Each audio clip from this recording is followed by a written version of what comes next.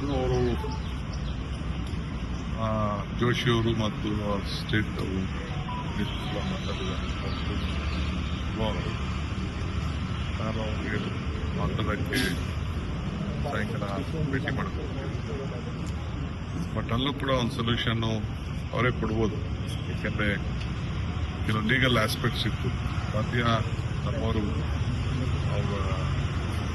ಅವರು ನಮ್ಮ ಸ್ಟೇಟ್ ಇದಕ್ಕೆ ಮೇಲೆ ಮಾಡೋಂಥ ಕೆಲಸದ ಬಗ್ಗೆ ಇಲ್ಲಿರೋಂಥ ಬಗ್ಗೆ ಒಂದು ನೋಟಿಸ್ ಇಶ್ಯೂ ಮಾಡಿ ಟೆಕ್ನಿಕಲ್ ಪಾಯಿಂಟ್ ಹೊರ ಬಂದು ಅದ್ರ ಬಗ್ಗೆ ಈಗ ನಮ್ಮ ಲೀಗಲ್ ಟೀಮಲ್ಲಿ ಚರ್ಚೆ ಮಾಡಿ ಅವ್ರ ರಾಜ್ಯದ ಏನಾದ್ರು ಮಾತಾಡ್ಬೋದು, ನಮ್ಮ ರಾಜ್ಯಕ್ಕೆ ಏನೋ ಮಾತಾಡೋದು ಬರೋದಿಲ್ಲ.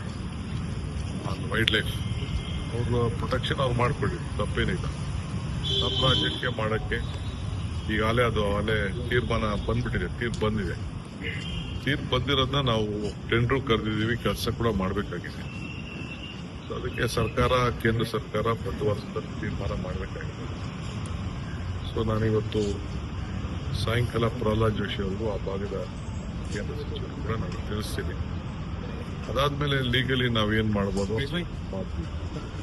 ಈ ಮಧ್ಯದಲ್ಲಿ ನಾನು ನೆಕ್ಸ್ಟು ನಮ್ಮ ಪಾರ್ಲಿಮೆಂಟ್ ಶುರು ಆಗ್ತಿರೋ ಮುಂಚಿತವಾಗಿ ನಮ್ಮ ಇರಿಗೇಷನ್ ಇಲಾಖೆಗೆ ನಮ್ಮ ಲೀಗಲ್ ಟೀಮ್ಗೆ ಎಲ್ಲ ಪಾರ್ಲಿಮೆಂಟ್ ಮೆಂಬರ್ಸ್ಗೆ ಮೇಕೆದಾಟು ವಿಚಾರ ಇರ್ಬೋದು, ಕೃಷ್ಣ